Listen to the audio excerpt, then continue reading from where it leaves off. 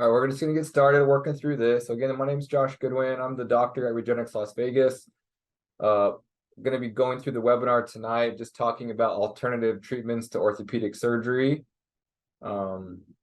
Essentially, we're just going to walk through more of a basic sense of some of the things that we do here at Regenexx Las Vegas, how we make decisions on who candidates are for our procedures, and walk a little bit through kind of how we make those decisions. And then there'll be some time at the end for Q&A if people have questions. In those web chat and Q&A sections that you guys can click on, you can type in questions as we go along. I probably won't stop to answer them throughout the webinar because we'll just kind of try to get through this quickly. And then I can spend time at the end going through those questions and providing some answers. There will be some contact information at the end on how to get a hold of us or to get scheduled for a consultation. If any of you have been here and already seen me, this is going to be more of a basic overview of some of the things that we do. So if we already had a consultation, then it is going to be kind of a repeat of what we maybe talked about in the clinic. So a little bit about my background. I'm a medical doctor. I did my medical school training at the University of New Mexico. That's where I grew up as well. I did my residency in San Antonio in physical medicine and rehabilitation, which is a non-surgical field. Fellowship training in sports medicine and interventional spine.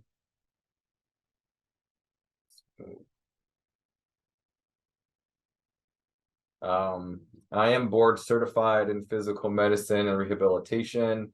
I've been with Regenexx since 2015, and we'll talk more about what that means, what does Regenexx mean. And I am a co-author of a review article for the use of stem cells for low back pain and disc degeneration. If people that are listening want to tell me what types of orthopedic problems you have, whether that be spine, hip, knee, as we're going through, maybe I can kind of tailor it to some of those things. So what are we going to be talking about? We're talking about orthopedic problems and things that affect our musculoskeletal system. These types of issues affect people of all ages, from young to old. And so many people of all ages encounter orthopedic problems. And it does, cost a lot of money, as far as direct and indirect costs. And many people will experience orthopedic problem at some point in their life, or at least know somebody. Most of us are going to be aware of typical pain treatment options for orthopedic conditions, which may include physical therapy, bracing, medication management, and steroid injections. While some of these can be helpful, they all can have their own risks and benefits, and so we need to be aware of those things prior to choosing what we want to do for our bodies, and what we put into our bodies to help with some of these conditions. And then obviously, ultimately, some people need to get joint replacements or surgical intervention. And really our goal is to help try to prevent the progression to this when possible. It's not always possible, but if we can catch things earlier and change how we treat orthopedic conditions earlier on in the degenerative process, then we might have a better ability to prevent surgical, the need for surgery. If we look closer at some of the typical things that we use, even something as simple as taking an ibuprofen or Aleve, when we do it on a regular basis, does carry risk. So just using medications like Aleve, Celebrex, Motrin, which is ibuprofen, these all carry risks of an increased mortality rate, GI bleeding, ulcerations, kidney dysfunction, allergy, hypertension, all these kind of things. So many people die per year associated with the use of anti-inflammatory medications. So even though they're commonly prescribed, they do carry their own potential complications. And so we need to be aware of these when we start using these things chronically to help just maintain function. And we maybe need to look for other options. The same can be said for like opiate pain medications. As we all know, those have their own risk of issues as well, with addiction and other side effects.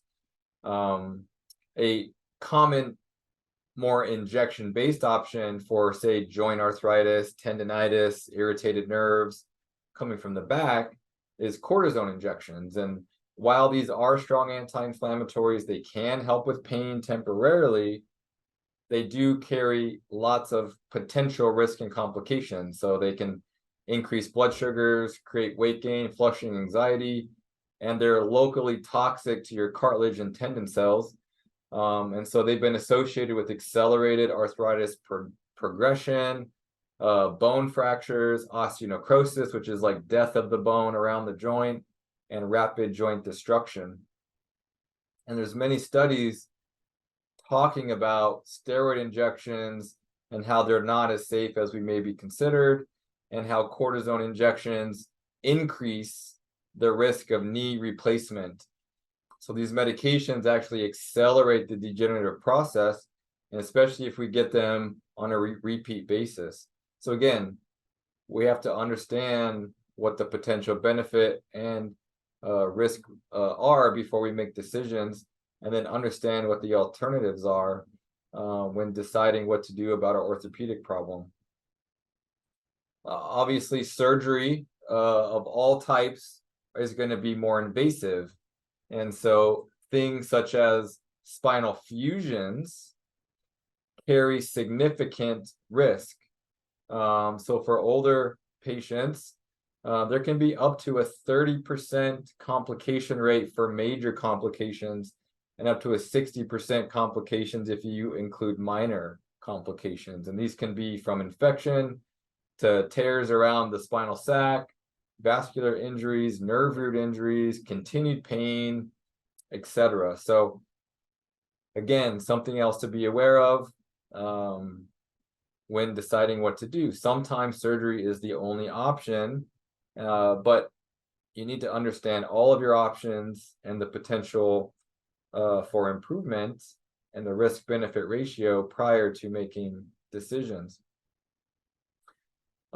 If we look over here, we see that even knee replacements carry a 16% complication rate, with death at 0.2%, infections, depending on the study, up to 4%, blood clots up to 2%, revisions, only 40% of people after knee replacement get to full function, and up to 30% of people after knee replacement still have some level of pain, which can be categorized as moderate pain.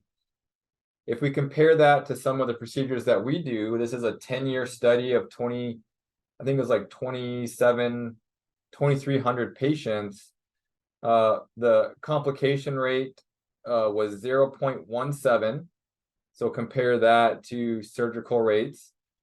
And the most common complication was pain and swelling at the injection site for a short term. So it's about trying to understand, again, what can be done, what's the risk and benefit of each option, and then weighing that with your condition, what's the underlying success rate, and then trying to make decisions from there. So looking at who is Regenexx now, as a whole, Regenexx is a large network of physicians. The organization was started in 2005 in Colorado from Dr. Centeno and Dr. Schultz. There was a lot of research kind of booming in the animal world, looking at stem cells for orthopedic conditions, including like disc problems and those kind of things. And so since then, Regenexx has grown. There's probably close to 80 clinics around the US and international. We have a medical headquarters in Colorado, which has a big research and development team. And then I'm one of the doctors here at the Regenexx Las Vegas clinic. And so it's a kind of a different approach. Our philosophy at Regenexx is really joint preservation and advancing non-surgical treatment options for orthopedic conditions. And since the beginning, we've always been involved with research. So we have our big laboratory research and development team. We perform clinical research. We've always had a big registry where we track patient outcomes. We currently are tracking more than 60,000 patients that we've treated over the years. That's more than can be said than any other organization or any other clinic out there. We publish data on this. We use this data to help guide and educate patients on their options, their success rates, or their potential for success, and their candidacy. And then things get published as a result of our outcome data and our randomized controlled trials. Really, this is just pushing and advancing medicine, kind of evolving it, and trying to take orthopedic care from more invasive to less invasive, which has always kind of been seen in medicine and in all fields. What can we do that's safer, less invasive, less downtime, and can still give patients a good outcome? So interventional orthopedics is essentially needle-based procedures. We're using stem cells, platelets, growth factors, and we deliver these through injection-based options with image guidance to make sure that things are very precise where they need to be. And again, the whole goal is tissue preservation and trying to get people better and try to avoid the exposure to the risks of more invasive surgery. Surgery can be helpful, but because it tends to be more invasive, the potential exposure to complications goes up, as we looked at before, looking at the different complication rates of different intervention. And so some of the things that we use to treat different conditions are really just things that are naturally involved with the healing cascade. And so we have to have a basic foundation of knowledge about how does our bodies respond to injury, what's involved with that process, and how can we take advantage of components of that process and use those components in areas that aren't healing, that are overloaded, that are degenerative, that are torn, that are injured. And we all know that we have the capacity to heal because we cut ourselves, we grow new skin, we break bones, they heal. We heal from surgery, which is invasive and creates soft tissue trauma. And we are constantly turning over our cells throughout our whole life, your skin, your GI tract, your bone.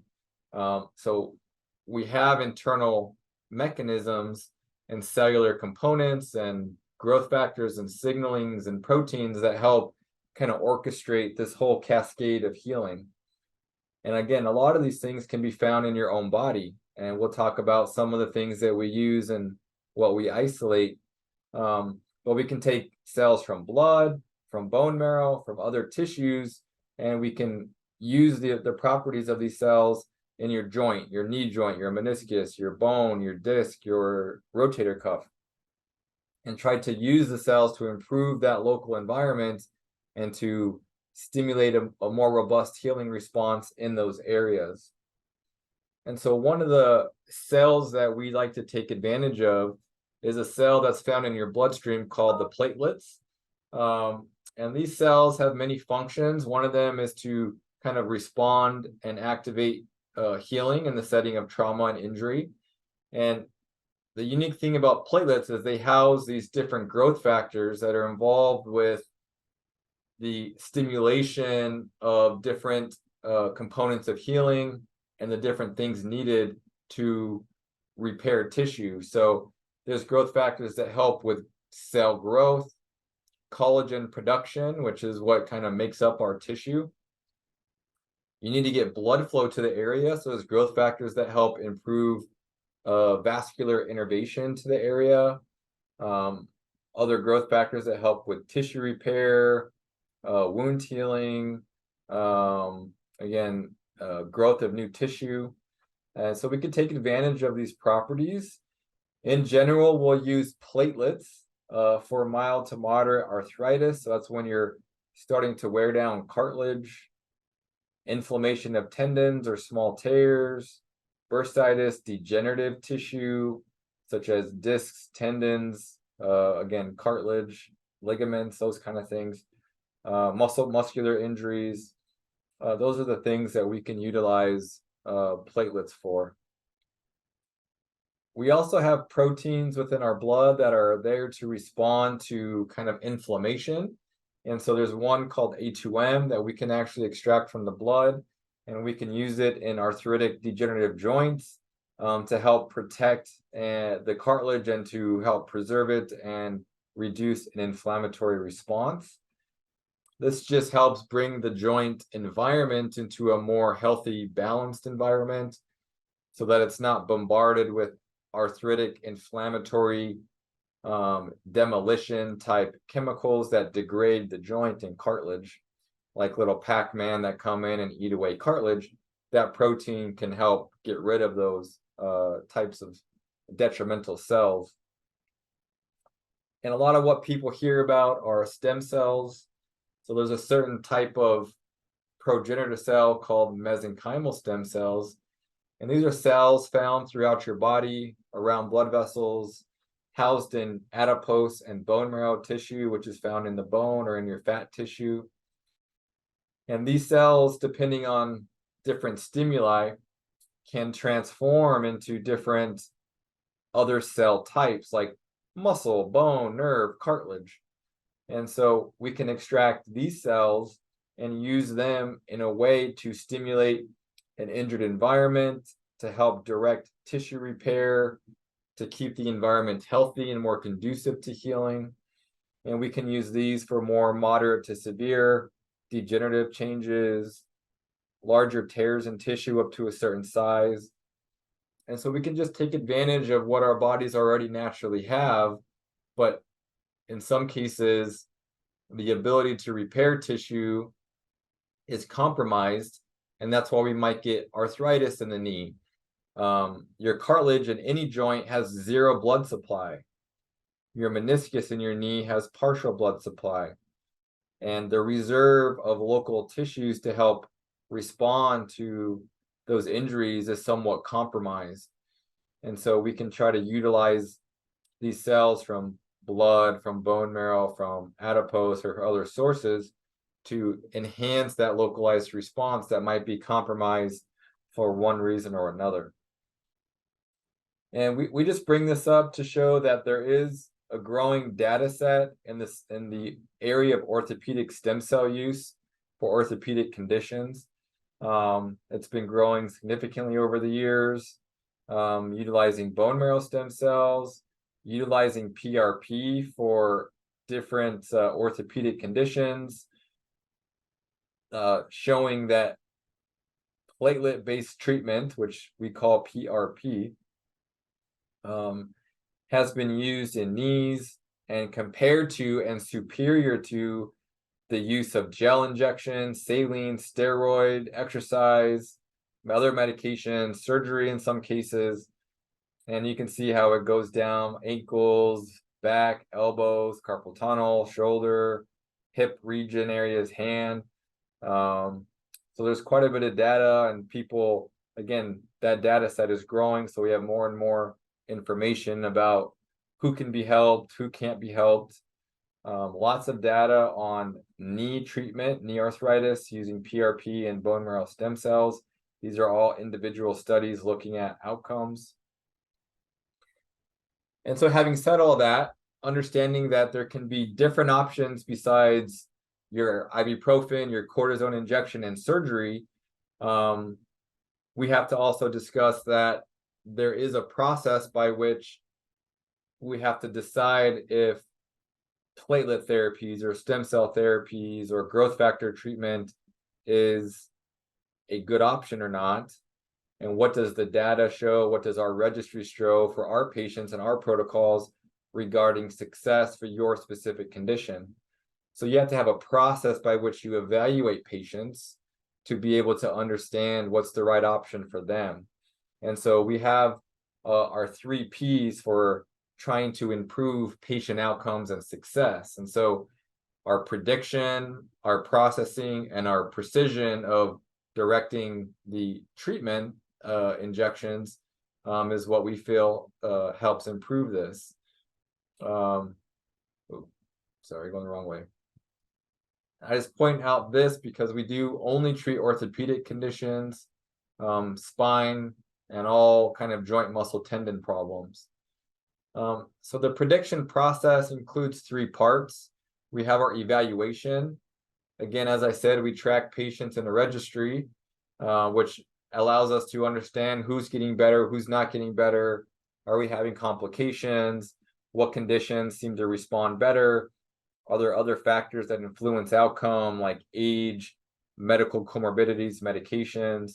And then we publish, and then there's other research that's available for us to look at and use that in the decision-making process. And so our consultations, if you haven't been here already, are typically at least an hour long. We review medical history, we go extensively over imaging, and perform a physical exam. And then this is where we develop a customized treatment plan and discuss the potential for success based on the options that we provide in our clinic. And this is just an example of some of the registry information that's available on the regenexx.com website.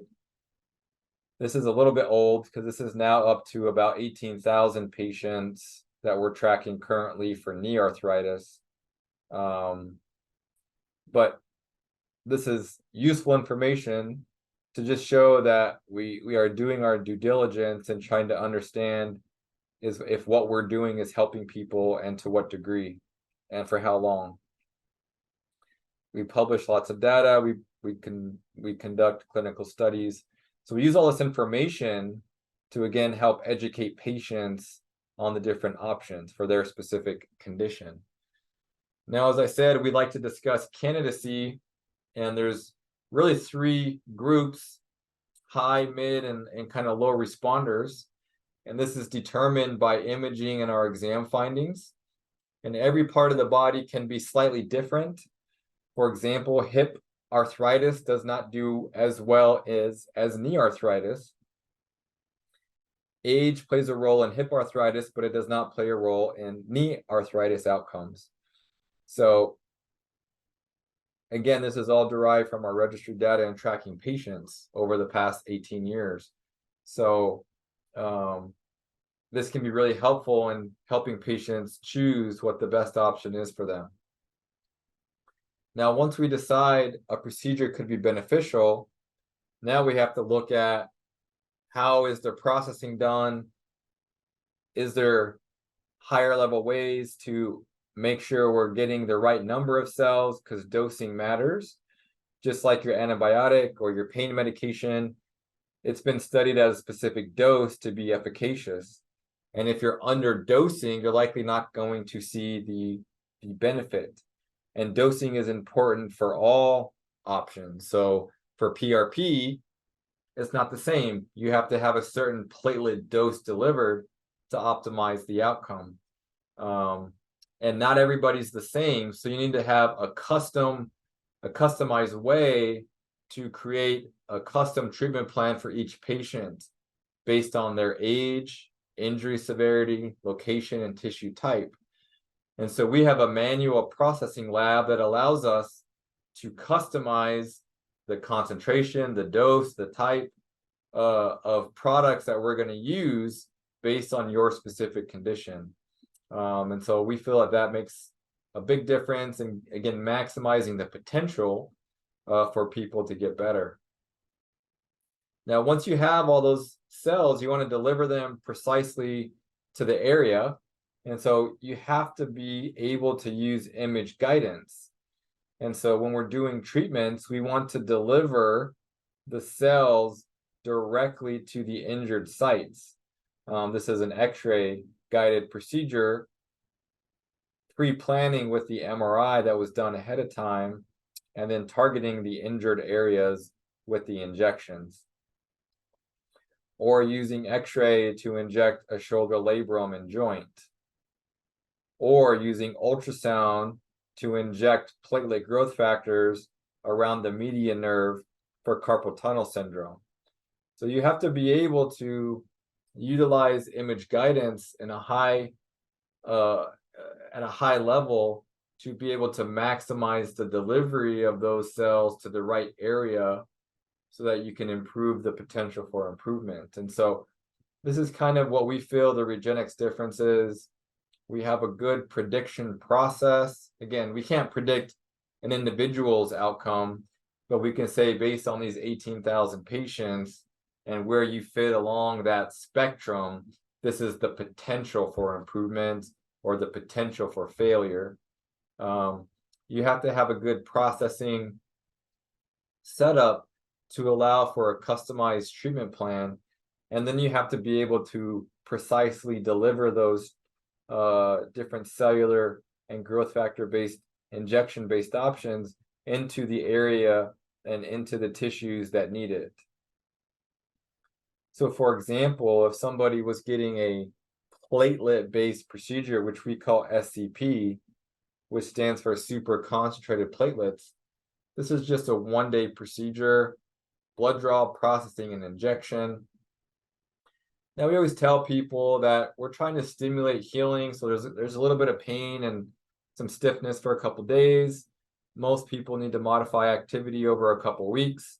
Some people will need therapy. Some people will need bracing. We follow up every 4 to 6 weeks to make sure you're getting better. And some people will need more than one injection over time. The rate of repeat injections to derive significant benefit can vary depending on condition and area. Spines, I would say, have a little higher repeat rate of injection versus, say, knees, for example. So just something to think about. If we're treating arthritic joints, for example, an arthritic shoulder, hip, or knee, a lot of times, if it's more high-grade arthritis, we'll use a 3-step protocol, which initiates an inflammatory healing response. A couple of days later is the stem cell injection, and a couple of days out, or a few days after that, we kind of feed those cells with platelet growth factors. And so when we're looking at our registry data for arthritic joints, this is the process that we take to get those outcomes. And so this is what our specific process is, and our registry and the outcomes there reflect our specific protocol.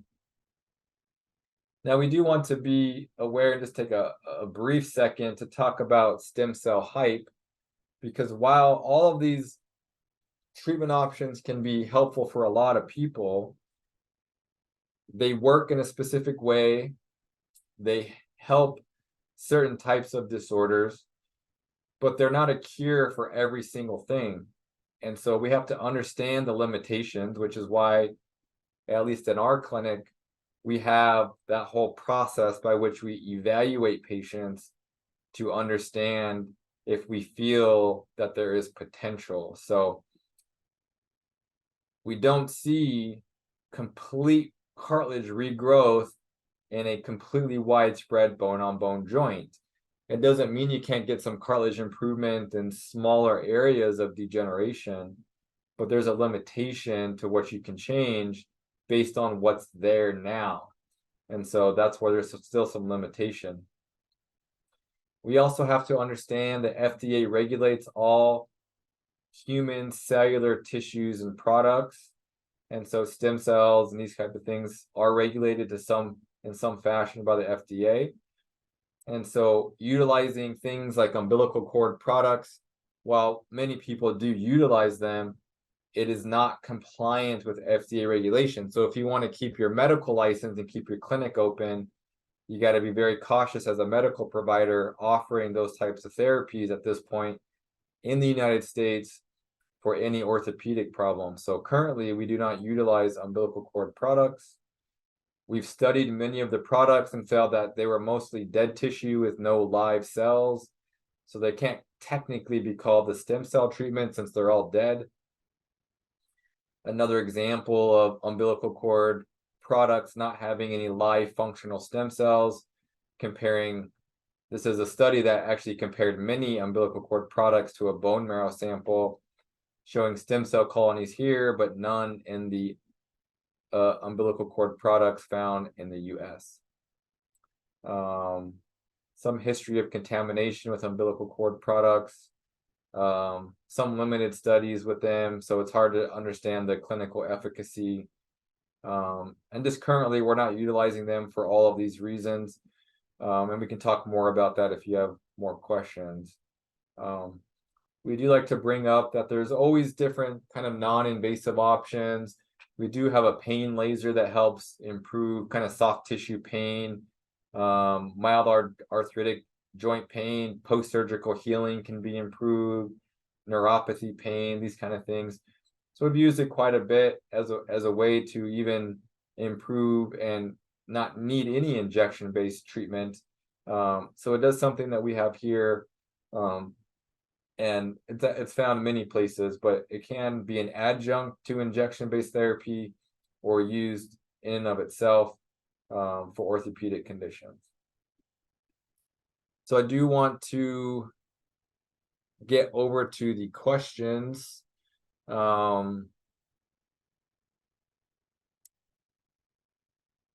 see if any of you guys have specific questions about anything we went through regarding treatments, options, what to expect, or any other questions you may have.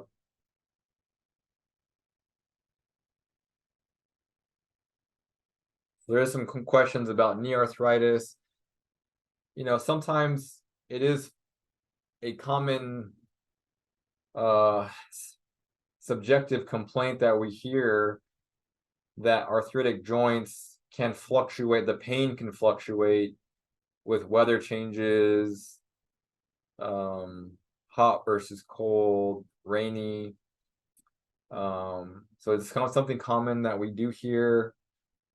As I mentioned, for knees in general, knee arthritis and some degeneration, there's quite a bit of data with PRP being very successful in kind of mild to moderate arthritis. Can be helpful in more severe arthritis, but the overall success rates drop off some. Basically, we make decisions on what the potential for improvement is based on what the tissue looks like. So in the clinic, we utilize ultrasound. MRIs can be extremely helpful because it gives us an idea of the bone health, the cartilage, how much cartilage is left, the ligament health, the meniscal health, and position. And all those different things may have an impact or an influence on the potential for improvement. And so we do utilize a lot of imaging to assist with decision making and the education on developing a customized treatment plan, and as well also on educating patients about candidacy. Low backs and knees are the two most common regions that we treat in this clinic. We treat all joints, but those are the two that we see at the highest rate.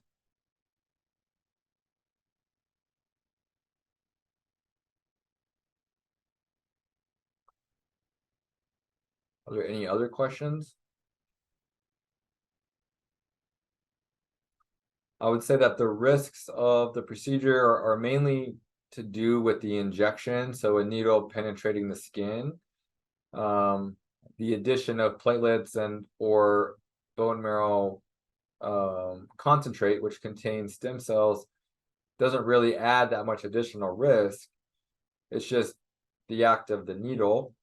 As I mentioned, most people have about 48 hours of noticeable stiffness or some aching,